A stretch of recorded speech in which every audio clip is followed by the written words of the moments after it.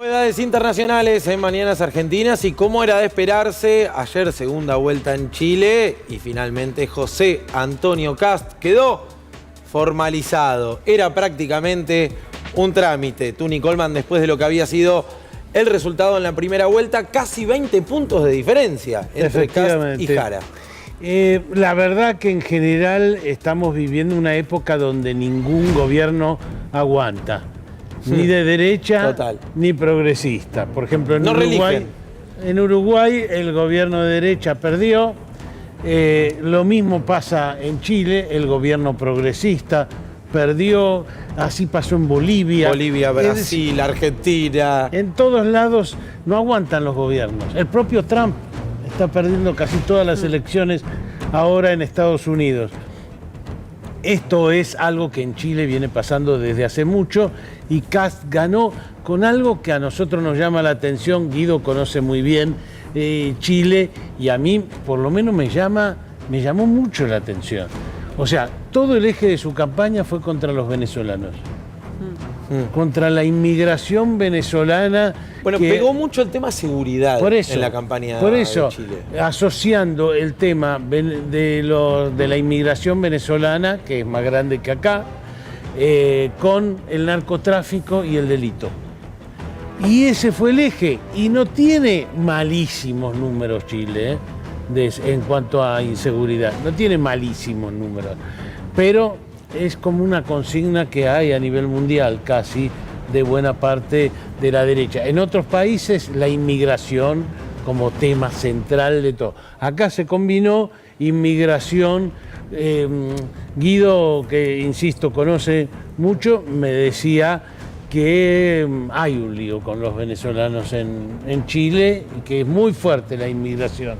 Acá no tenemos ese tema. Sí, a mí lo que me sorprendió de la campaña en Chile es que fue prácticamente, o por lo menos en la recta final, se volvió monotema de discusión el eje seguridad. Más allá de que, como vos decís, no tiene números catastróficos, si se quiere, sí hay una creciente inseguridad, particularmente en Santiago. Tengo conocidos en Santiago me decían, y mirá, la verdad se puso más picante en el último tiempo, y esta cuestión que les cuesta a los candidatos del progresismo muchas veces abordar la temática seguridad. Sin duda. ¿No?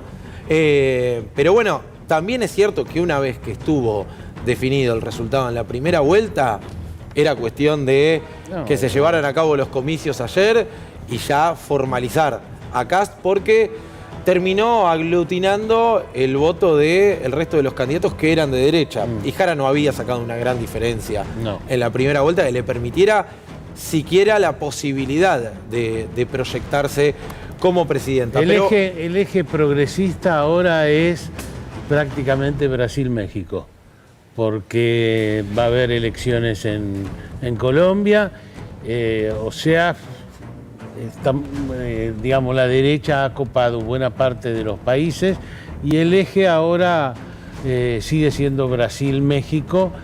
Uruguay también tiene un gobierno progresista, pero la mayoría de los gobiernos son de derecha. Sí. Vamos a repasar con Guido Agostinelli los principales ejes de lo que será el plan económico de José Antonio Kast, por lo menos lo que prometió Kast durante la campaña. Guido. Sí, exactamente, Juan, pero antes que eso, contar un poco cómo venía Chile previo a la elección de Kast. Venía con una inflación anual del 3%, giraba en torno al 3%, o sea, un buen indicador en términos generales. A su vez venía con caída de desempleo y a su vez venía con una recomposición de salario real de más del 7% a partir de la presidencia de Boric. O sea, que el frente económico, como bien marcábamos antes, no pareciera ser el eje de la elección necesariamente, sino más el tema de la inseguridad, que efectivamente ha tenido un leve ascenso, pero que a su vez en los medios de comunicación se ha replicado en forma bastante exponencial, o sea que en realidad se ha hecho bastante eje en esta cuestión. Bueno, las principales propuestas las centramos en tres: ajuste el gasto público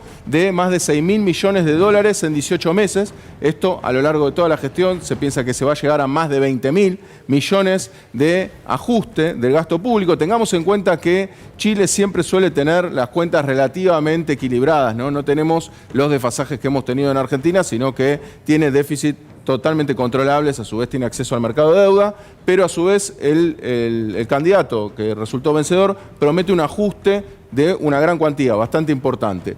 Después lo que también propone es la baja de impuestos a las empresas del 27 al 23%, esto es para las medianas y las grandes empresas, o sea que básicamente lo que acá tenemos es que va a haber menos carga tributaria para las empresas, pero a su vez, por la medida anterior, va a haber un desplome de la demanda si se ejecuta este ajuste del gasto. Por ende, acá habría que ver si esta baja impositiva va a traer mayores inversiones, que es lo que quiere lograr Kast, teniendo en cuenta que la demanda se va a deprimir, ¿no? Entonces hay que ver si no se contradicen los efectos entre sí. Y por último, y esta no nos llama la atención, en línea con lo que estamos planteando, lo que se está planteando hoy en día en Argentina, la flexibilización laboral, jornadas más adaptables y contratos más flexibles. ¿Qué es contratos más flexibles?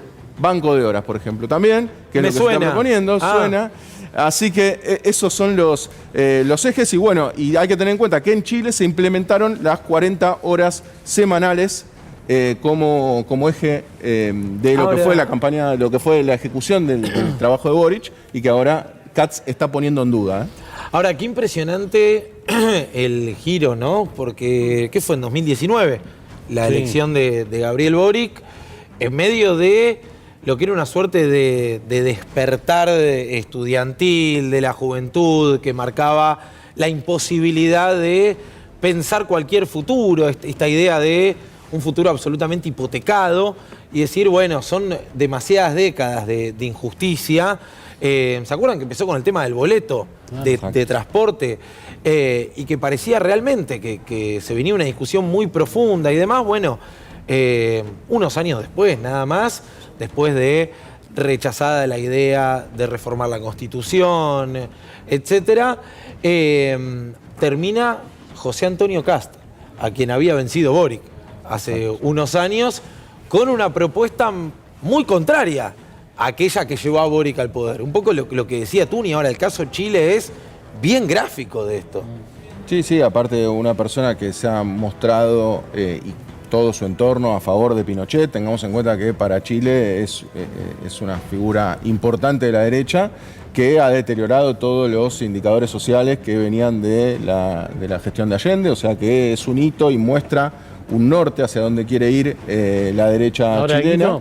No tiene mucha relación Chile con China, es decir, que ahora este alineamiento que van a intentar con Trump medio que se contradice con que es impresionante el vínculo que tiene con China. ¿O no? Sí, correcto. De múltiples inversiones allá en Chile tienen vínculo con China y la situación económica quizás no es lo que esperaba el chileno. Había mucha expectativa, claro. Quizás un poco en tono con lo que decía Juan, no solamente en tema de seguridad, sino en términos de actividad. Ellos esperaban una actividad que crezca muchísimo más de lo que efectivamente fue, que en Chile no han tenido un gran desempeño en términos de actividad económica. Sí en recomposición, que no es menor, en recomponer el salario, en caída de desempleo, en una inflación relativamente controlada. Y sobre todo me parece importante resaltar este eje de que se quiere ajustar el gasto público teniendo en cuenta que tienen las cuentas relativamente estables. O sea, por eso digo, a veces cuando uno piensa en los gobiernos de derecha que quieren ajustar, o el caso de Milei que vino acá, ajustó el 27% del gasto público y demás, es que en realidad siempre la propuesta es ajustar, por más de cómo tengas las cuentas, ¿no? Así que este es un poco el planteo que hizo Kast y que ha logrado evidentemente un apoyo contundente, ¿no? Claro, sí. Ahora, ¿en dónde perdió Boric? No dejo de pensar la popularidad que había adquirido con la que llegó, ¿no? Se desgastó muy rápido.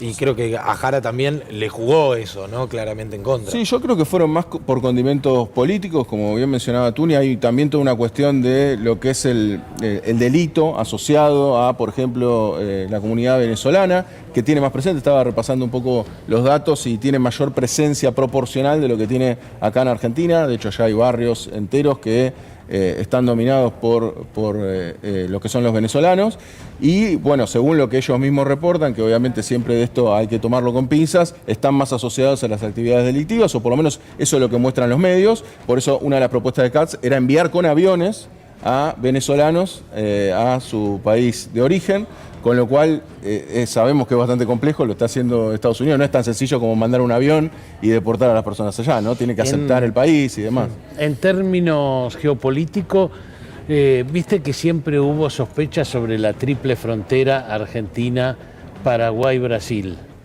Ahora dicen que la triple frontera caliente es la de Perú, Sí. Chile y Bolivia, que ahí es vía marítima que sale buena parte de la droga boliviana, llamémoslo así, hacia la costa oeste de Estados Unidos. Entonces hay toda una campaña alrededor de ese tema también. Claro. Bueno, habrá que ver qué nos depara. Es bastante previsible en cuanto a esto que marcabas, ¿no? La idea de ajuste, Sí. de reducción de impuestos, pero para los sectores ya de por sí más acaudalados, en una sociedad con índices de desigualdad enormes. Enormes. Una sociedad 80-20, vendría a ser 70-30, ponele, que muchas veces es, y traigo la discusión para acá, el planteo, ¿no? Yo muchas veces digo, bueno, vamos a una reconfiguración de la sociedad argentina a un ritmo tan vertiginoso que ni te des cuenta y termines en ese 70-30, 80-20. Bueno, Kast ya llega al poder planteando y defendiendo esa desigualdad. Veremos qué nos depara en los próximos meses. Por lo pronto, obviamente, Milei ya salió a celebrar al nuevo presidente de Chile. Gracias, Guido Agostinelli. Y nosotros retomamos lo que es el tema del día en materia económica y tiene que ver con los anuncios del Banco Central, porque el dólar seguirá flotando entre bandas. Ahora bien, el ritmo de la banda lo definirá la inflación y ya no será al 1%. Bueno, todo un cambio, Tuni, respecto a lo que se viene, esto desde enero. Exactamente. Ahora lo charlamos con Guido, pero en principio son medidas que casi naturalmente inflacionarias. O sea, a quienes nos están viendo, un poco los precios va a pegar, porque hasta ahora el dólar se aumentaba al 1% y desde enero empieza a aumentar al 2,5%. 2,5 porque el dato de noviembre fue Exactamente. ese, ¿no? Eso pega en casi en todas las cosas importadas, pero además hasta las cosas nacionales tienen componentes importados. Es decir, siempre el precio del dólar subiendo es inflacionario. Bueno, muy bien, vamos con el detalle, ¿sí? ¿Qué implica este anuncio del Banco Central? ¿Por qué lo hace y qué puede pasar en los próximos meses con el dólar? Todo tuyo, Guido Agostinelli. Todas las respuestas las tiene, ¿eh? Bien, sí, efectivamente, hay un nuevo esquema cambiario, por lo cual las bandas, o sea, tanto el piso como el techo, se van a ajustar por inflación pasada. ¿Esto qué quiere decir? Por inflación de 2 meses atrás. Entonces, la banda en enero del 26 se va a ajustar por la inflación de noviembre, la de febrero por la de diciembre y así sucesivamente, con 2 meses de retraso.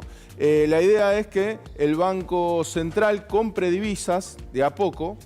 Como referencia va a tomar 5% de compra de divisas de lo transaccionado en el volumen diario, o sea, por día. La idea es que sea algo realmente marginal para no afectar la cotización del dólar. Vamos a ver. ¿Esto le si suma presión al dólar? Esto le suma presión. Pusieron solamente el 5% para que sea lo más marginal posible, pero lo cierto es que el 5% puede, de todas maneras, digamos, uno cuando va a comprar dólares y sabe que va a haber un actor más que va a comprar dólares, o sea, que va a actuar más sobre el mercado de cambio, naturalmente va a hacer que la tendencia del dólar tenga que ir hacia arriba. Esto siempre hay que hablarlo en potencial porque sabemos que el ministro de Economía generalmente tiene algunos conejos de la galera que puede sacar siempre en cualquier momento, ¿no? Conejo, de todo, paloma. No, y mentiras. Es decir, han mentido mucho sobre los datos. Es decir, los datos del Banco Central son oscuros. Bueno, sí, eso sí, estrictamente es así. De hecho, no sabemos, por ejemplo, quiénes fueron los compradores de la emisión de deuda de la semana pasada, que digamos, más allá de que hemos comentado de que no ha cumplido las expectativas del gobierno, tampoco hay claridad sobre quiénes son los compradores, tampoco hubo claridad sobre el swap con Estados Unidos, que nos tenemos que enterar más por Estados Unidos que por los funcionarios argentinos. Y bueno, la idea es que la meta de las reservas que se compren entre 10.000 y 17.000 millones. ¿Por qué 17.000 millones? Porque Argentina hoy ronda los 16.000 millones negativos de reservas netas. Entonces, posiblemente el objetivo de plantear 17.000 millones es para pasar a reservas positivas, lo cual claramente también sería positivo. Compras puntuales en bloque también se plantea como que puede haber cierto margen para comprar en bloque dólares a medida que esto haga falta. O sea, la referencia es el 5%, pero a su vez también podría comprar en bloque según conveniencia o según las expectativas que va a tener de acumulación de reservas, o sea, según lo que le pide el FMI, ¿no? O sea, el gobierno va a hacer todo lo que dijo que no haría hasta hace algunas semanas nada más. Exacto. Porque puntualmente por este tema, Milei y Caputo dijeron, está todo perfecto como va, todo marcha acorde al plan, no va a haber cambios respecto de las bandas están bien calibradas, había dicho Caputo hace pocos días, bueno, finalmente todo eso otra vez queda a un lado y le dicen, disculpe señor, sí señor, al Fondo Monetario Internacional, que es lo que venía reclamando. Ahora, Guido, si estamos hablando de las compras del Banco Central que le van a sumar presión al dólar, si estamos hablando, como venía diciendo Tuni, de ya, bueno, la banda se va a mover 2,5% en enero por el dato de inflación de noviembre. Se espera que busque el techo de la banda el dólar. Sí, sí. Que es donde se viene moviendo, ¿no? Más cerca del techo, mucho más cerca del techo que del piso. Sí, lo que hay que tener en cuenta también es que el reclamo, sí, se espera que llegue hacia el techo de la banda, pero también el reclamo que se está planteando, sobre todo de la parte exportadora, de la parte productiva del país, que es que el tipo de cambio está atrasado, no se solucionaría con esto. Porque lo que ocurre es que el tipo de cambio va fluctuando con la inflación. Pero si el dólar se encarece un poco, ¿no incentiva a producir acá? Digamos, ¿no sería por ahí una consecuencia beneficiosa de esto? Es decir, ¿no incentiva a producir acá porque el dólar... O desincentiva... Al revés, desincentiva, claro. Desincentiva la importación. No sé si lo quisiste expresar al revés. No, la idea es que si se devalúa, incentiva la producción local para la exportación. Eso, claro. Ah, sí. Por eso podría tener ese efecto. Lo que pasa es que acá están anclando el tipo de cambio a la inflación. Entonces nunca, bajo este esquema, podría devaluarse por encima de la inflación. O sea, para que lo entendamos en casa, para el que produce algo y le cuesta 100 pesos, ¿no? Producir ese bien. Y lo exporta al tipo de cambio a $1 cada 100 pesos. Vamos a hacer de cuenta el tipo de cambio que es de esa manera. Entonces, cuando se devalúa, lo que ocurre es que ese costo que se tiene en pesos se licúa, o sea, es un costo menor. Entonces, esto hace que seas competitivo con el exterior. Entonces, de esta manera, las devaluaciones generalmente generan mayor competitividad en un corto plazo. Después, en el largo plazo, puede traer otros problemas. Entonces, acá lo que se está asegurando el gobierno es que no va a haber una devaluación que se exceda más allá de la inflación. O sea, que no va a haber una devaluación superior al aumento de los costos internos que tenga cualquier productor. Con lo cual, la crítica puede venir en, bueno, todos los que esperaban una devaluación, un salto del tipo de cambio, con esto trata de apaciguar esa expectativa. Igual esto es con pinzas, ¿no? Porque hay que ver después cómo funciona, si no puede acumular reservas. Va en contra de lo que ellos decían de que la inflación va a ser cero. Es decir, esto va a incentivar un poco la inflación. Sí, es difícil. Pero... No es solamente lo que ellos decían, es lo que declaró también Milei. Dijo estrictamente a mitad del año que viene, la inflación va a ser cero. Bueno, quieren repasar las declaraciones de Milei que cayeron en contradicción. Adorni hace más de un año creo, ya que Adorni había dicho, para nosotros la inflación es un tema terminado, como diciendo, hicimos lo que teníamos que hacer, ahora es cuestión de sentarse, que pase el tiempo y que finalmente llegue a cero y nos lleven en andas, ¿no? Bueno, creo que van 5 o 6 meses consecutivos de 6 meses, aceleración. Sí. Hay un solo mes que quedó igual. Sí, quedó igual junio. Después la tendencia claramente al alza. Claramente al alza. Y veníamos del 1,5, o sea, en mayo ya el gobierno planteaba este escenario prácticamente controlado y hoy en día están en 2,5% de la inflación, por ende se da ese aumento del 1,5 al 2,5 casi en forma ininterrumpida. Con lo cual la inflación claramente va a ser un problema. De todas maneras, las consultoras están dando enero y febrero con una inflación a la baja. Hay que ver, en función de estos nuevos anuncios, si van a seguir con esa perspectiva de cara a futuro. Bien. Pero la situación empieza a cambiar de nuevo. Pensemos también históricamente lo cambiario, ¿no? Primero una promesa de dolarización, ¿no? Después un sistema de ajuste por inflación inicialmente, después un sistema de bandas ajustado al 2%, después al 1%, y ahora un nuevo Antes el presidente y el ministro de Economía gritando el dólar flota, después terminamos con la banda. Después dijeron, no, las bandas están bien calibradas, está todo bárbaro así, no vamos a comprar reservas. Que nos íbamos a la banda baja. Va a buscar el piso de la banda, el dólar y demás. Bueno, y acá estamos anunciando un nuevo cambio en el esquema. En este caso, reiteramos que las bandas se van a mover al ritmo de la inflación. Ayer en La Ley de la Selva, el programa de Ale Berkovich, estuvo Miguel Broda. Y esto dijo respecto de la política del gobierno.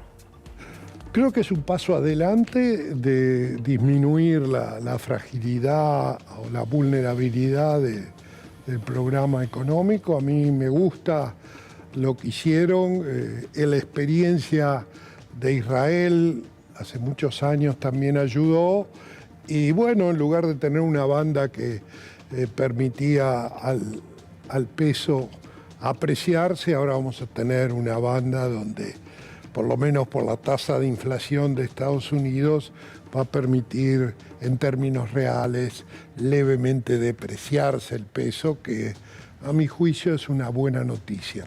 Y también creo que no vamos a ver aumentos del salario real en el 26, pero yo veo a una Argentina en transición.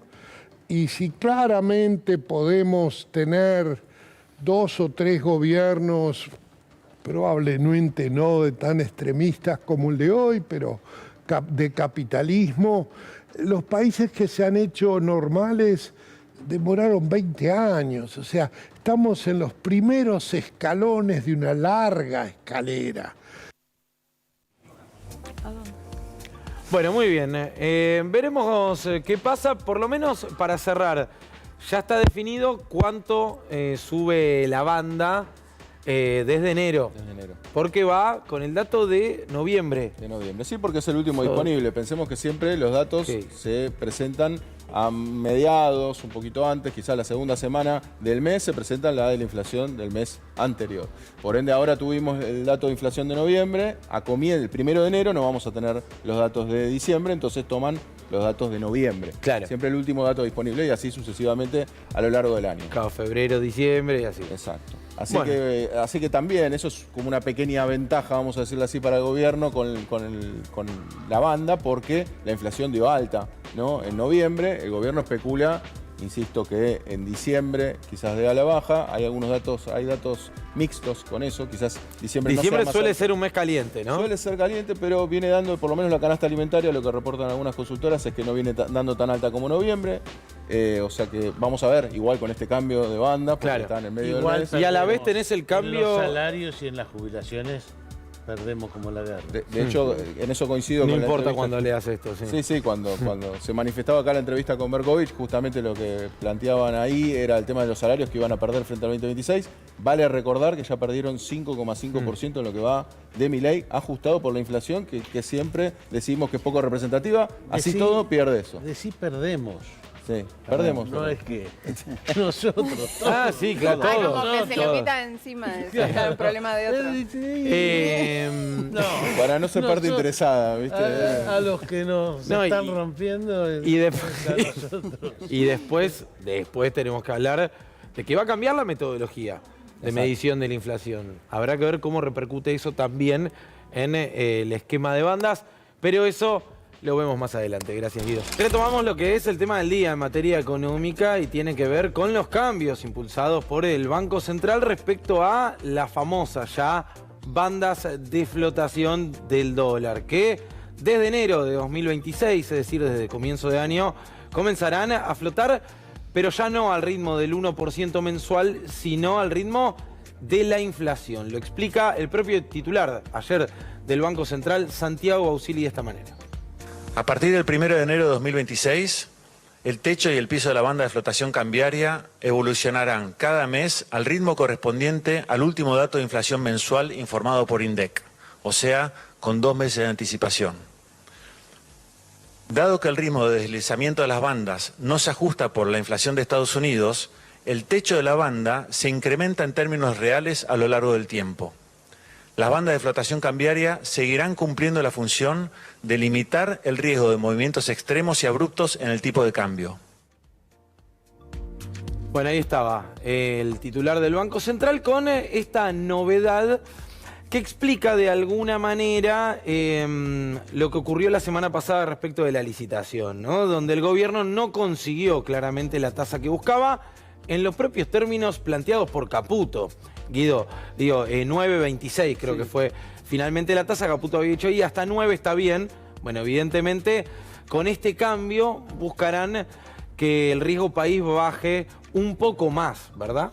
Exacto, sí, incluso... Hay que ver si funciona, ¿no? Eso es otra cosa. Desde ya, y también, no solamente lo de la tasa, como bien mencionabas vos, Juan, sino que también que fueron menos de $1.000 millones lo que consiguieron de capital, lo cual es poco en este contexto. Tenemos vencimientos en enero por más de 4.000 millones y un requerimiento de acumular reservas. De hecho, lo que se está planteando con el cambio de bandas es justamente llegar a una acumulación de reservas que pueda llegar a los 17.000 millones de dólares para pasar a reservas positivas. O sea, estamos con reservas negativas argentinas, eso lo evidencia el FMI en cada uno de sus informes, y claramente acá hay un cambio con respecto a las bandas, lo cual en cierto aspecto podemos decir que es positivo en el sentido que por lo menos se va a plantear la acumulación de reservas, que era no solamente importante a los fines del FMI desde ya, sino a los fines del país también, sí, ¿no? Sí, un totalmente. país sin reservas. Ahora es inflacionario.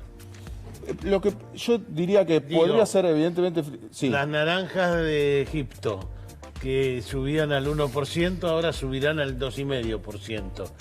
Y casi todo lo importado que hay subirá al 2,5%. Sí, tenés más importado que antes. Exactamente. Exacto. Sí. Eso en primer lugar. En segundo lugar, ¿cómo van a hacer? O sea, vos das por sentado que se va al techo de la banda el dólar.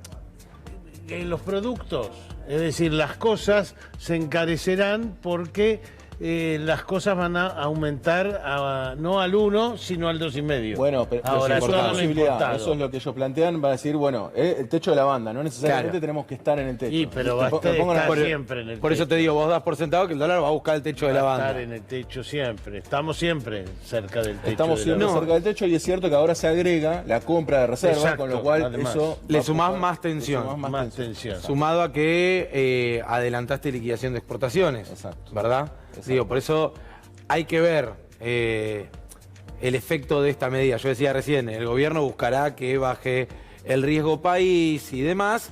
Hay que ver si con esto lo logra y cuál es el efecto secundario, ¿no? En tal caso. Ahora, Tuni, otra vez el gobierno, por lo menos el presidente y el ministro de Economía, queman sus propios libretos. Sí, por supuesto.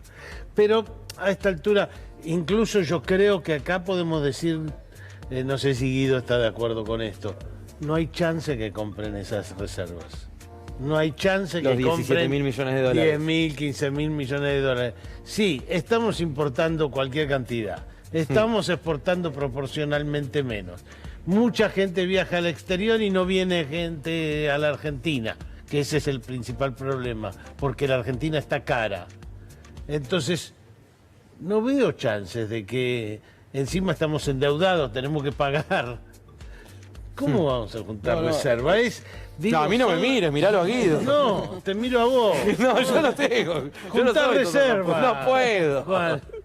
No, es cierto que es un escenario complicado. A mi modo de ver, a medida que se acerque más al techo de la banda, existen más posibilidades de que acumule en reserva, ¿no? Si se llega a dar una pequeña devaluación ahora, eso desincentiva la importación, incentiva la exportación. Tengamos en cuenta que en abril viene la cosecha gruesa. O sea que también puede ser que el plan medianamente funcione hasta que tengamos la cosecha gruesa y después la segunda parte del año sea más compleja, o posiblemente también cambien el plan. Que eso también puede pasar. ¿Cuánto hay de show en esto que se anunció ayer para que el Fondo Monetario diga: Sí, van camino a Buen cumplir, alumno, sí. y les renovamos los 4.500 o parte. Porque el fondo venía insistiendo y mucho, ¿no? Yo le decía recién, no sé cuántos comunicados consecutivos fueron, del Fondo Monetario diciéndole al gobierno, está todo bien, está todo muy lindo, sobre cumplir las metas fiscales y demás, pero acumular reservas. Bueno, de alguna manera, como dice Tuni,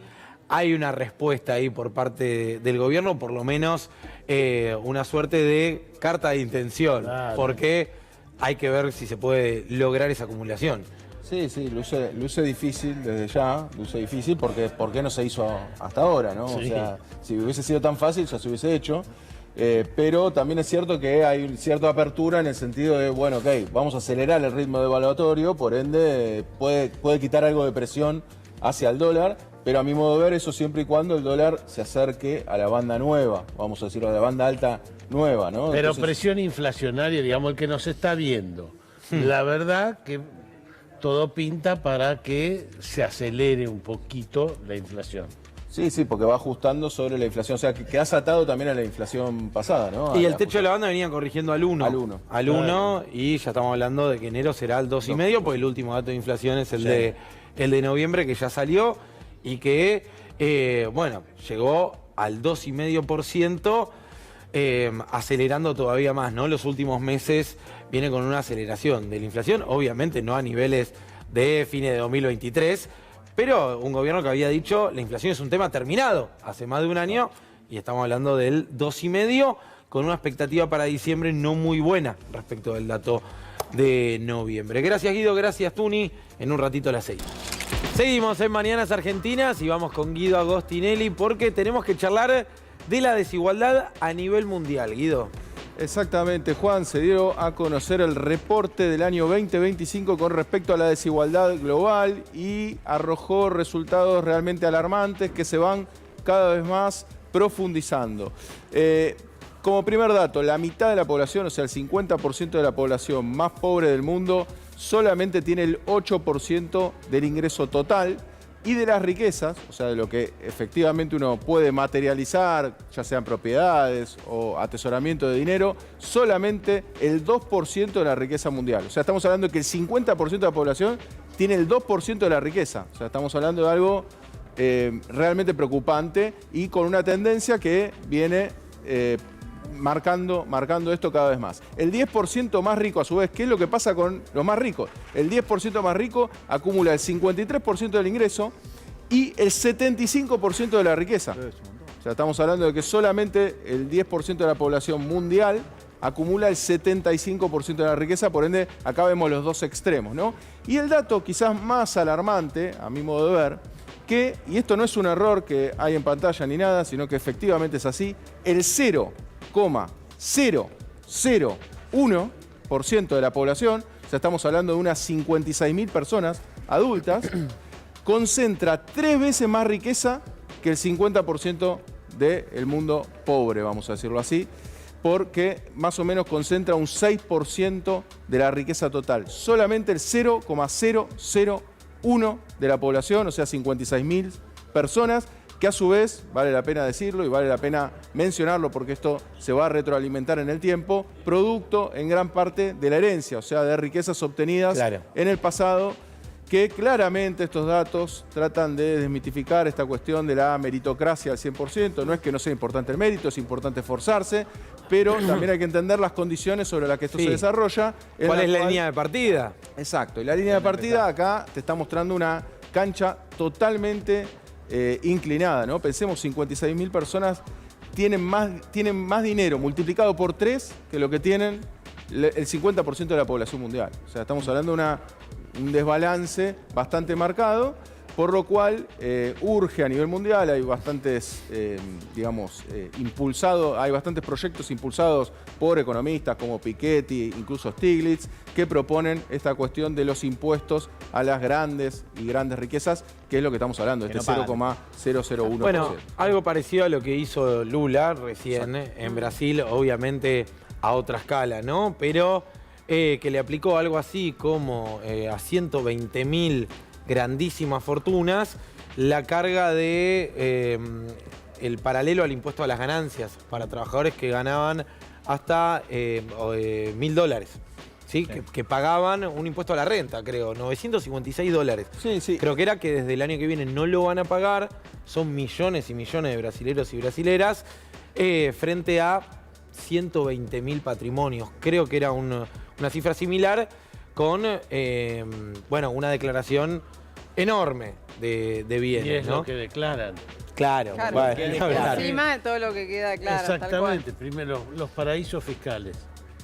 Que el mundo tolere los paraísos fiscales, robándole los impuestos a la gente común, es tremendo. Ese es lo que más exhibe el dominio de los ricos. Se quejan aún así de los impuestos. Lo veníamos anticipando hoy un poco al comienzo del programa. Hoy va a ser un día realmente muy movido en el Congreso a partir de las 9 de la mañana, después a las 14, porque va a haber debate de reforma laboral y además del presupuesto 2026 y parece que los números son favorables al oficialismo. Tuni.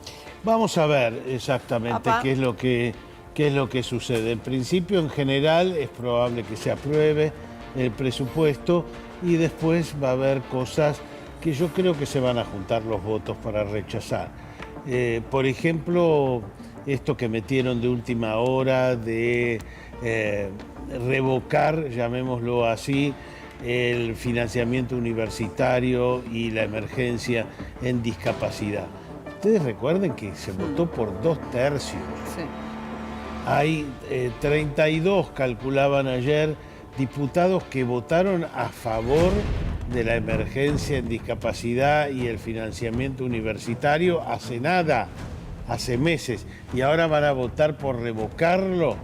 Hemos visto cosas más raras que esas, pero hay alguna chance de que ese artículo 75 se termine revocando. Y después Guido puede hablar de algunas de las cosas que también se meten por la ventana y que debieron ir por el lado de diputados, como la reducción en el impuesto a las ganancias. Como ustedes ven, hay plata, primero plata para comprar aviones, Sí. y ayer vivimos un soldado que se pegó un tiro porque gana 700.000 pesos. Y gastamos $1.000 millones, un pibe de 21 años. O sea, el tema es cómo se distribuye el dinero, y acá hay una parte que ahora Guido puede explicar, donde cambian el impuesto a las ganancias, algo que está prohibido que ingrese por el Senado, que debería ingresar por diputados. Va a haber bastante pelea, el gobierno tiene las de ganar porque le giró plata a varios gobernadores y por ese lado consiguió adhesiones de diputados. Sí, exactamente. Sí, hay que ver finalmente qué es lo que termina ocurriendo en materia impositiva. ¿Por qué? Porque el presupuesto, la idea es que el presupuesto se presente en forma equilibrada. Esto es una de las reglas fundamentales que va incluso por aparte de la aclaración del presupuesto mismo, que es que cada presupuesto de ahora en más de superávit fiscal, o sea que no haya ninguna posibilidad. De hecho, se le da poderes a el jefe de gabinete para que ajuste partidas a discreción, con lo cual también pierde un poco de sentido el mismo presupuesto, ¿no? Porque si cae la recaudación y el jefe de gabinete es el que puede reducir o no distintas partidas, en definitiva lo que se está probando... Siendo muy arbitrario, claro. Exacto. Pero además, Guido, el presupuesto prevé una inflación del 10%. Por ejemplo.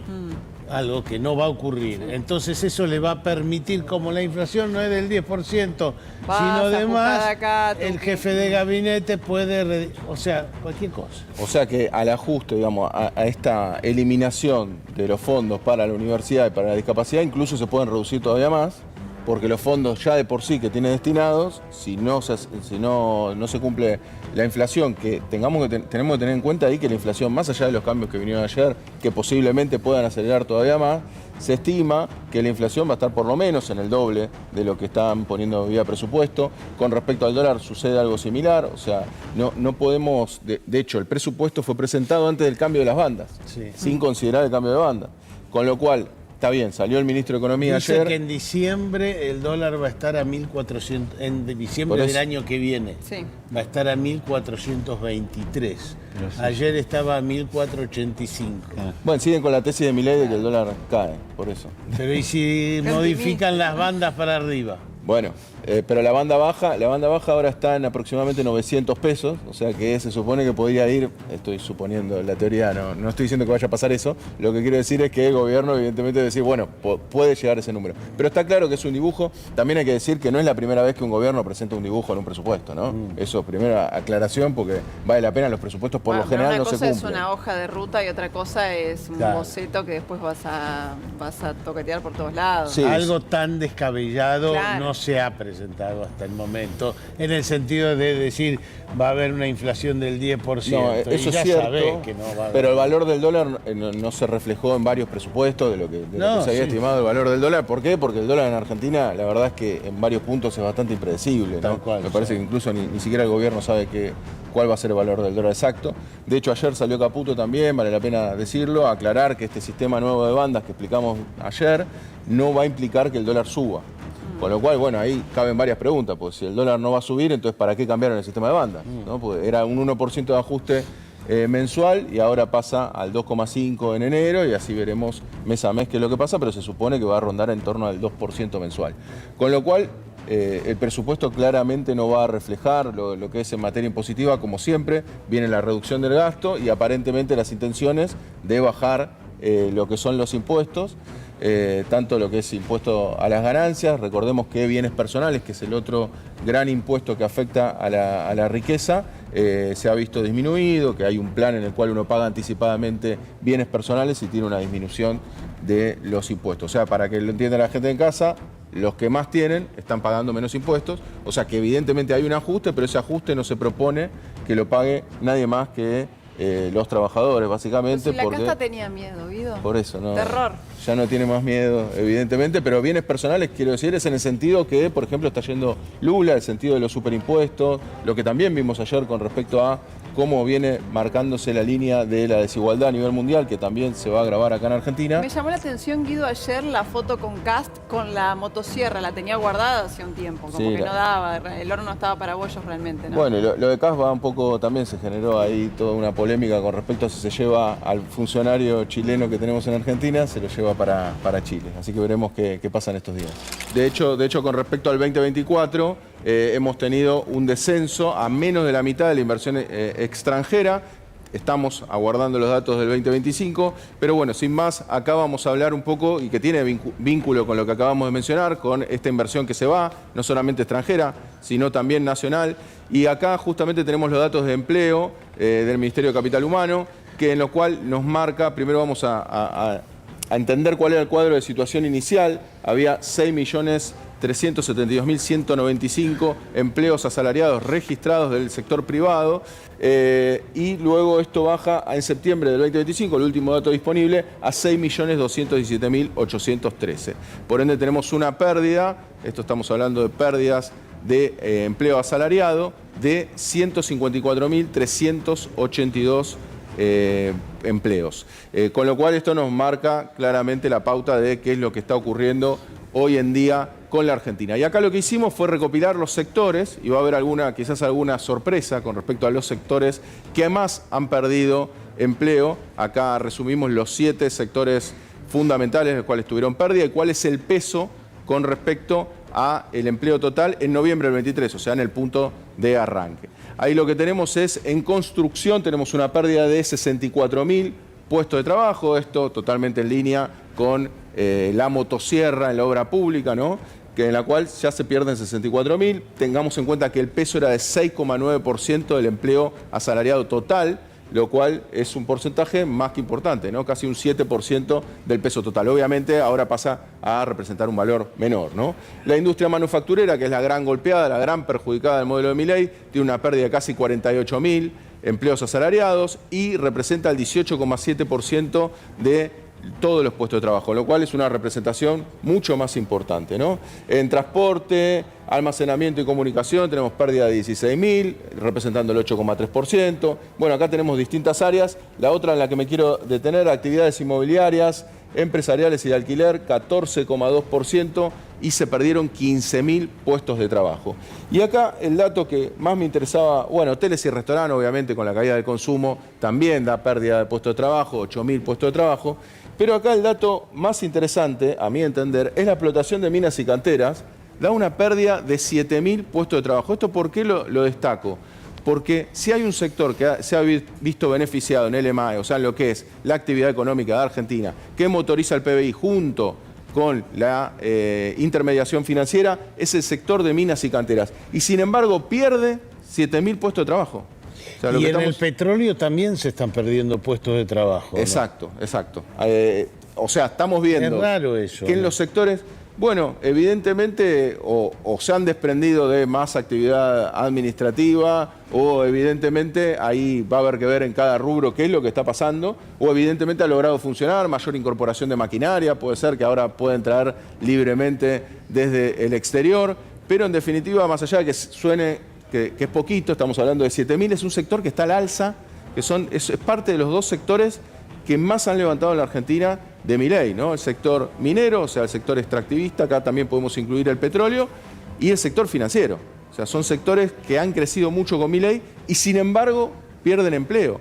Con lo cual no estamos hablando de que pierde empleo solamente la industria, que sabemos que es la gran golpeada, que es la que el gobierno generalmente manifiesta que en realidad se están perdiendo puestos de trabajo porque era ineficiente, porque no podía competir. No, estamos hablando de los sectores a los cuales apunta el gobierno que le vaya mejor y que supuestamente están traccionando este PBI, que también tuvimos los datos ayer del PBI y aparentemente puede dar este año un aumento de arriba del 4%, entre el 4 y el 5% de aumento del PBI, y fundamentalmente están motorizados por los sectores de minería, petróleo e intermediación financiera y en menor medida por el agro.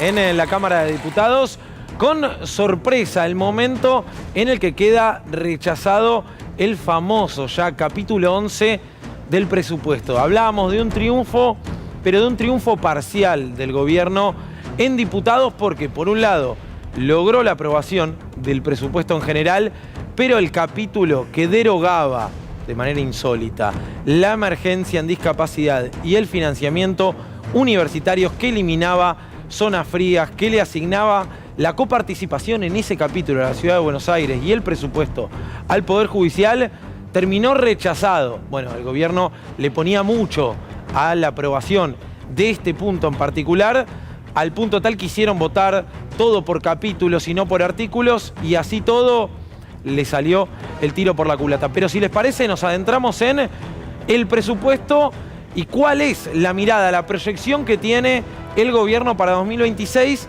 para entender qué votaron ayer los diputados y diputadas. Guido. Sí, correcto, Juan. Acá presentamos los números clave, los que todos hablamos, los números macro, como se les suele decir, que presentan el presupuesto que, como todos tendrían que saber, en el año 2025 también se proyecta. O sea, el presupuesto inicialmente siempre se presenta para el mes de septiembre, ¿no? Finalmente se está aprobando ahora. Recordemos que el gobierno viene de años sin presupuesto, para lo cual proyectaron 2025 también, antes incluso de las bandas, antes incluso de todos los cambios que han modificado.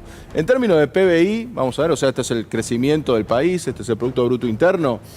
Para 2025 está dando 5,4. Esto es un poco optimista, pero de todas maneras es un número en línea con lo que va diciendo el FMI y demás, que el FMI la última proyección dio 5%, pero bueno, está un poco más optimista. Para el 2026 habla de 5% de crecimiento. Esto es bastante optimista. Tengamos en cuenta que cuando tenemos un año de crecimiento siempre te comparás con el año anterior. Por eso es que el año 2025 fue relativamente bueno en términos de PBI. Esto ya hicimos la aclaración, de todas las maneras las hacemos. Cuáles son los sectores que crecen, cuáles son los sectores que caen. Pero en términos de PBI, este es el número que da. Intermediación financiera. Exacto, minería. Exactamente. Que ayer justamente vimos cómo en minería incluso se pierden puestos de trabajo. O sea, que eso hay que tenerlo en cuenta. O sea, que hasta en los sectores que va bien, también se pierden puestos de trabajo. Bueno, en términos de inflación, este ya es un dato sumamente llamativo, porque está diciendo que para el 2025 da 24,5. Bueno, hoy estamos al ritmo del 31% y posiblemente de más arriba, con lo cual es llamativo que se haya aprobado algo que ya tiene los números que están mal, ¿no? En el año 2026, 10,1. Porque uno en 2026... ¿10% de inflación 10% de es inflación, el proyectado del presupuesto? En línea con lo que dice Milei, que ayer lo volvió a reiterar en un medio de comunicación, de que la inflación iba a ser 0 a mediados de año, ahora dice agosto, ya se está corriendo. Sí, ya me lo están corriendo. Y ya está el diciendo tema. que empieza con 0, no está diciendo que va a ser 0. Claro. Sino que va a ser 0,9, ya cumple, digamos. Claro, sí. Pero bueno, ahí hay que tener en cuenta, a ver, obviamente siempre... Me están corriendo el arco, Agostinelli. Exacto. Me están corriendo el arco. Siempre que haya una baja inflación es algo positivo. A mí lo que me preocupa de ese dato, de decir va a empezar con 0 en agosto, es que eso, por el mismo plan de gobierno, va a ser con baja de consumo. Con lo cual eso es lo preocupante. O sea, si Milei llega a ese valor de inflación, el problema es que seguramente sea con más ajuste, y esto es un poco lo que nos anticipa. Sí, es el ajuste después del ajuste después del ajuste, ¿no? Exacto. Ya es el ajuste sin fin esto. Exacto. Pero bueno. Y el tipo de cambio también, otro valor, 1.325. No, pero este diría está que mal. cierre. Y ese no, está perfecto, 1.423, lo que presentaron a diciembre, ¿eh? No estamos... porque A no dice el diciembre año. de 2026, A diciembre de 2026. 1.423 Sí, pesos. Hoy está en 1.475. Me iba a fijar eso. ¿Cuánto Sí, está hoy? En el Banco Nación, 1.475. ¿Y no acaban de actualizar el esquema de bandas? Exacto, o sea Que va a seguir el ritmo de la inflación. O sea, para enero ya sabemos que el techo de la banda, 2,5% Exacto. arriba. Exacto. Pero el dólar, 1.423 para diciembre de 2026, según lo que votaron nuestros diputados y diputadas ayer. Exacto. Bien. Así que, Fantástico. digamos, estos son los valores que está presentando el gobierno. Bueno, tenemos una segunda placa en la cual hablamos de el aumento de importaciones. Esto es importante para quien tenga algún negocio, industria, lo que fuera. Bueno, el gobierno proyecta, esto es en términos reales, un 11,1% por ciento de aumento de importaciones. O sea que las importaciones van a seguir aumentando según las proyecciones del gobierno, y las exportaciones más o menos en la misma línea, 10,6%. Y después tenemos el resultado comercial, o sea que acá cuando hablamos de requerimiento de dólares, estos son importación de bienes y servicios, lo que tenemos es que al país en todo el año le va a hacer falta 5.700 millones de balanza comercial, ¿no? Que, o sea, para que tengamos en cuenta, el año que viene es un año bastante complejo en términos de vencimiento de deuda. De hecho, tenemos 4.000 millones el mes que viene que hay que pagar, más de 4.000, perdón. Y acá tenemos unos que, si se cumple esta proyección, tendríamos otro requerimiento de 5.700 millones. Bueno, y hay que prestar mucha atención a las modificaciones, sobre todo al rechazo de este capítulo, del capítulo 11, ¿sí? Del presupuesto, porque finalmente no pudieron derogar la emergencia en discapacidad, el financiamiento universitario, el congelamiento de la UH, por ejemplo, porque le va a costar al gobierno para recalibrar. Obviamente el presupuesto quedó rechazado este capítulo ayer de manera sorpresiva. En un rato, si te parece, Guido, lo charlamos porque, como decíamos, un triunfo parcial, un triunfo agridulce para el gobierno esta madrugada en diputados. Bueno, muy bien, y probablemente no lo hayas visto. Muchos nos enteramos cuando nos despertamos hoy bien temprano. Algunos nos desvelamos anoche. Esas son las pasiones que uno tiene. Por el presupuesto 2026 y su tratamiento en la Cámara de Diputados. El título, bueno, Diputados aprobó el presupuesto 2026. Pero hay un pero enorme en esto y tiene que ver con el ya a esta altura famoso capítulo 11. Tuni Coleman, aquel capítulo que tenía de todo, incluyendo derogación de emergencia en discapacidad y financiamiento universitario, que terminó rechazado. Efectivamente. Bueno, que iba a ser aprobado el presupuesto era casi cantado y en cierto sentido te diría corresponde. O sea, nosotros tuvimos 2 años sin presupuesto, no pasa en ningún país del mundo. De manera que en general, aunque este presupuesto que presentó el gobierno es una mentira, porque ya lo hemos hablado acá, no va a haber 10% de inflación el año que viene, no va a estar el dólar en diciembre a 1.423 pesos. Todo eso es una mentira, un dibujo, lo hemos charlado con Guido acá bastante ayer y anteayer.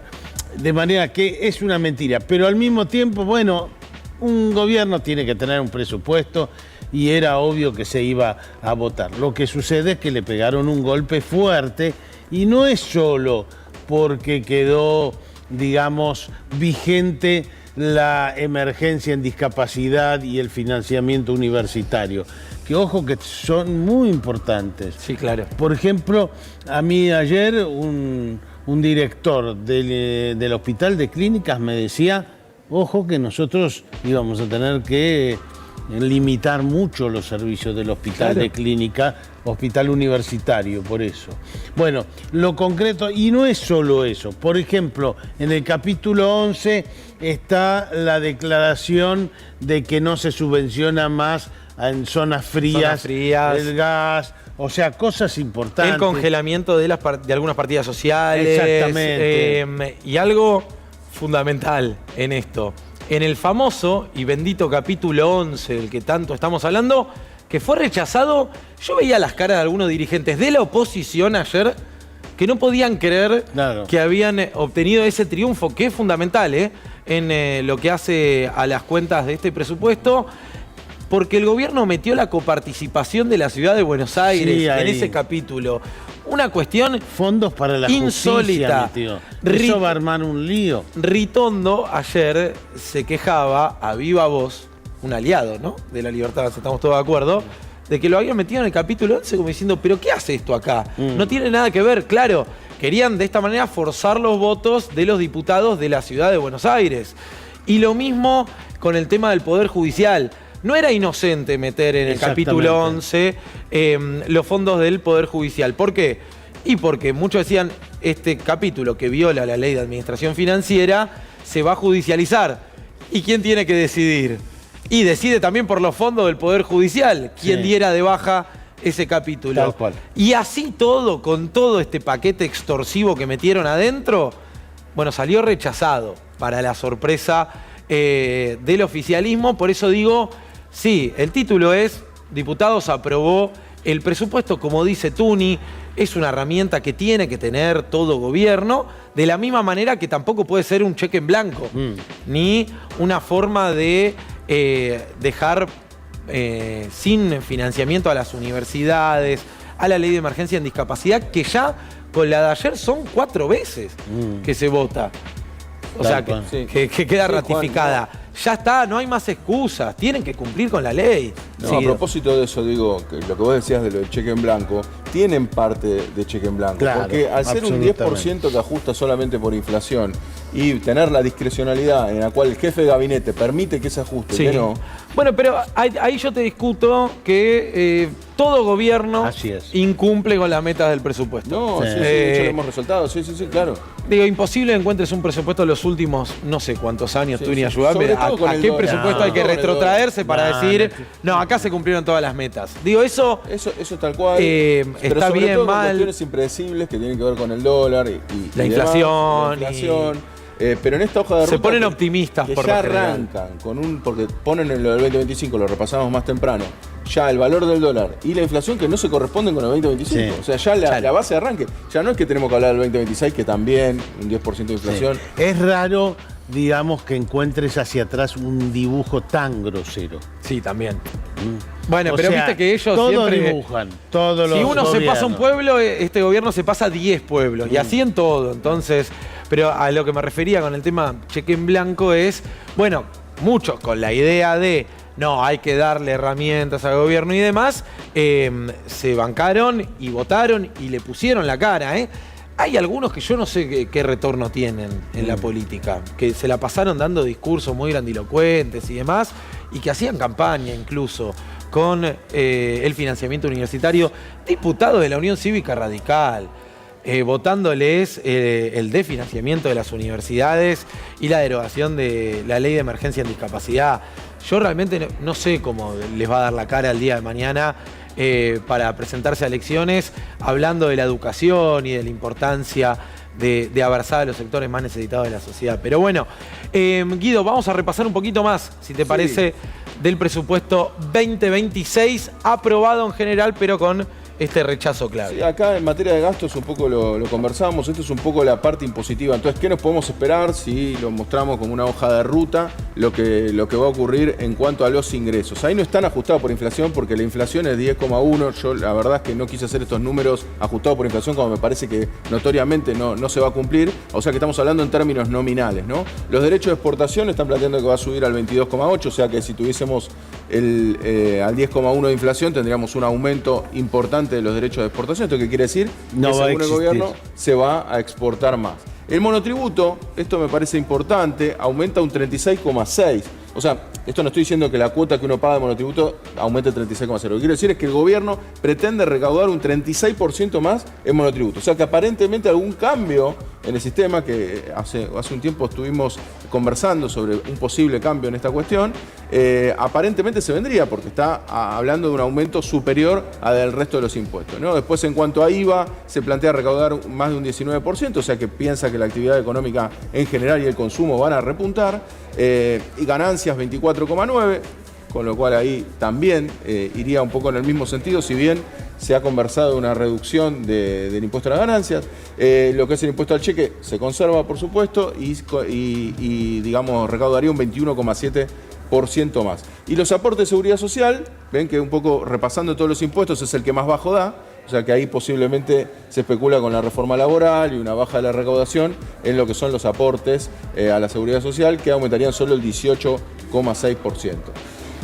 O sea, me parece que hablar un poco de qué fue lo que se puso en materia... De todo eso no va a ocurrir nada. Bueno, seguramente en esos valores no va a ocurrir nada, pero me parecía que quizás ver qué era lo que aumenta más, qué era lo que aumenta menos, nos puede llegar a dar a entender para dónde va a ir el gobierno. O sea, en el monotributo aparentemente algún cambio o algo va a haber. Recordemos que el FMI estaba en contra, digamos, del régimen de monotributo, porque en realidad lo que ellos quieren es un sistema más integrado, que no haya esa baja tributación en los monotributistas. Pero bueno, hay que ver finalmente... Se ponen muy creativos ahí, ¿viste? Siempre para el mismo lado. Lo mismo que con la reforma laboral, ¿no? Sí, pero se les ocurre de todo para joder a laburantes. Que viene bajando la recaudación. Viene bajando la recaudación. Como hay recesión, bueno, viene bajando y viene bajando fuerte. Por eso yo ¿y qué pasa cuando sucede la caída de la recaudación? Es lo que yo decía antes, es el ajuste después del ajuste, después del ajuste... Claro. Y terminás en un ajuste sin fin. Nada nuevo, nada nuevo bajo el sol. La pregunta es en qué momento esto se detiene, porque, perdón la grosería, pero es la terminología que utiliza nuestro presidente. El pedo de buzo no aparece, la inflación no es un tema terminado en la Argentina, como dijo el hoy jefe de gabinete, ayer vocero Manuel Adorni, hace más de un año. Y mientras tanto el Estado continúa profundizando su retirada frente a sectores cada vez más necesitados. Sí, correcto, sí. Aparte, bueno, tenemos que, con respecto a la inflación, lo mismo, ¿no? Tenemos que resaltar que el gobierno sigue insistiendo en decir que la inflación va a estar en 0, algo % a partir de agosto, lo declaró ayer Milei, no es que fue un error. O sea que, básicamente, el presupuesto, a mí, como para darle un cierre, me parece que son todos números que no van a reflejar la realidad, ni en tanto el gasto, ni en tanto en recaudación, ni en tanto en los supuestos de dólar, de inflación. O sea que en realidad me parece que ha medido más la fuerza política o quería un espaldarazo político que en realidad lo que la hoja de ruta, si va a servir como hoja de ruta este presupuesto, ¿no? Igual a modo de cierre, no sé si coinciden, a mí me resultó, cuando hoy desperté, muy importante que se rechace el capítulo 11. Y sorpresivo. Me parece que tiene la misma jerarquía en términos informativos que la propia aprobación del presupuesto. Totalmente. Porque el propio peronismo se sorprendió.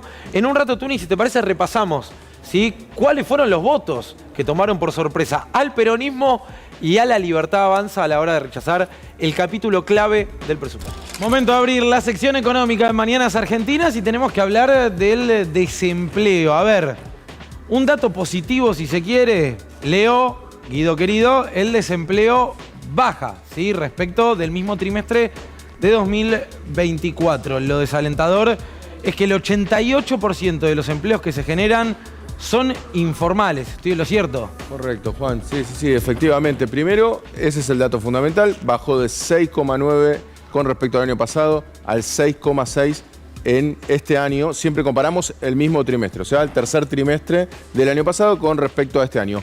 Pero lo que hicimos acá, como siempre, que queremos darte un dato adicional, un análisis un poco más profundo, es mostrarte desde que arrancó esta gestión qué es lo que pasó con respecto al desempleo. Bueno, el mismo trimestre de lo que fue el último año del gobierno de Alberto Fernández, que como siempre decimos, no era Disney, estamos todos de acuerdo, ¿no? Exactamente. Vamos a compararlo, dale. Ahí lo que tenemos es la desocupación abierta, o sea, los que están buscando, a ver, ¿cuál es la definición de desocupados, ¿no? Son los que están buscando empleo pero que no encuentran. Si vos te quedás en tu casa y no estás buscando empleo, no sos un desocupado para los términos de cómo son las cuentas nacionales en Argentina, sino que sencillamente serías un inactivo. Por ejemplo, una persona que ya está en edad jubilatoria es un inactivo, los que no están en edad de poder trabajar es inactivo, y aquel que no busca trabajo o que no tiene trabajo es inactivo. Por ende, los desocupados son los que buscan empleo y no encuentran. Bueno, estaban en 5,7, ahora están en 6,6%. Llegó a 6,9 en 2024. Exacto. Y a su vez tenemos acá, este es el dato que generalmente cuando uno ve los informes de mercado laboral solamente nos quedamos con el tema del desempleo, pero en realidad hay muchos datos que aportan de más el informe del INDEC que me parece que son importantes a tener en cuenta. Ocupados demandantes de trabajo, o sea, estos son personas que están trabajando, que están ocupados, pero que en realidad buscan más trabajo, ¿no? Esta cuestión del pluriempleo o que están buscando activamente otro trabajo. Bueno, pasó del 15,2 al 16,1%. O sea que estamos hablando de un aumento en ese sentido. Después tenemos ocupados no demandantes, pero disponibles. ¿Esto qué quiere decir? Son aquellos que están ocupados y que cuando les consultan dicen, sí, yo estoy dispuesto a trabajar más. Claro, pero no estoy buscando. Pero no lo estoy buscando, ¿no? Claro. También se da un aumento. Por ende, acá lo que tomamos con estos datos es la presión sobre el mercado laboral, o sea, cómo está el mercado laboral con respecto a cómo estaba en el tercer trimestre del 2023. Bueno, hay una mayor presión, que pasó del 26,8 al 28,8, ¿no? La suma de los anteriores indicadores que muestran que en realidad el mercado laboral claramente está mucho más tensionado que lo que estaba antes, ¿no? Claro, claro. Y este dato respecto de, digo, pues yo lo decía recién, ¿no? Uno cuando ve que baja el desempleo, 0,3, sí, bajó respecto de mismo trimestre de 2024, respecto de 2023 es más alto efectivamente. Bueno, uno dice, bueno, buena noticia. Ahora, cuando haces doble clic ahí, ves que es todo informal o prácticamente todo empleo informal que se está creando. Ese es otro dato que traíamos a colación para hoy. La informalidad ha subido por arriba del 43%. Recordemos que, digamos, la medición arranca en el cuarto trimestre del 2023. O sea, que no tenemos tercer trimestre del 2023, por ende no podemos hacer esta misma comparación lineal, porque esto es importante que lo entiendan en casa. Cada trimestre es muy distinto en su comportamiento con respecto al trabajo, ¿no? Totalmente. Piensen, por ejemplo, en el verano, todo el tipo de trabajos que hay de verano, en los cuales en la costa tenemos un tipo de trabajo que después desaparece a lo largo del año. Por eso hay que comparar siempre trimestre contra trimestre. Sí. Pero el último dato del último trimestre con Alberto Fernández, o sea, con el último trimestre del año 2024, la informalidad rondaba el 41% y ahora está en el 43%. Y también hay otro comportamiento más que es interesante con respecto a esta placa que tenemos acá, es quiénes fueron los que más sufrieron el desempleo desde el tercer trimestre del 2023 a ahí dice 23, es 25. Claro, 25 este es 25 en realidad, exacto. Está bien. Bueno, mujeres de 6,3 pasó a 7,4% de desempleo y en hombres de 5,3 a 5,9. O sea que ahí vemos claramente cómo el salto se da en el caso de las mujeres. Por ende, lo que tenemos es más desempleo, sobre todo focalizado en lo que son las mujeres. O sea que este es un dato también importante a tener en cuenta, ¿no? Sí, y eso que en la ley bases habían incluido todo un capítulo laboral que se suponía apuntaba a bajar la informalidad y demás. Bueno, nada de eso ocurrió. Y hay que decirlo porque después es muy probable que el gobierno se agarre del dato de bueno, pero se generó empleo, pero casi todo en la informalidad, porque necesitamos una reforma laboral, ¿viste? Todo es agua para mi molino y vamos con la modernización laboral y demás, que de modernización no tiene nada, vuelvo a insistir, y que no tiene nada que apunte a bajar la informalidad, en realidad. El otro día escuchaba a uno de los abogados que se jacta de haber participado de la redacción de la reforma laboral. Y cuando le preguntan por qué se generaría, por qué aumentaría el empleo formal, dijo, no, yo no creo que vaya a suceder eso. Bueno, qué sé yo. Sí, hay a veces que se blanquea la situación y veces que no, pero claramente fuimos rumbo hacia una liberalización en distintos aspectos, con la ley base, por ejemplo, y sin embargo todos los indicadores son peores que al inicio. De hecho, podríamos anticipar o vaticinar que incluso claro, si se aprobara la reforma laboral, también la situación podría incluso empeorar. Eso mismo, digo. En tal caso es agravar un problema que ya existe. Y si tenemos facilidad para yo siempre voy a estar a favor de discutir la modernización Cambiaron los tiempos, en muy pocos años cambió mucho la modalidad de trabajo y demás. Ahora, no me vengan a decir que esto es modernización, porque no tiene nada de moderno y no viene a solucionar ninguno de los problemas que tenemos y que se vienen agravando. Más bien, todo lo contrario. Gracias, Guido. En un ratito amplio.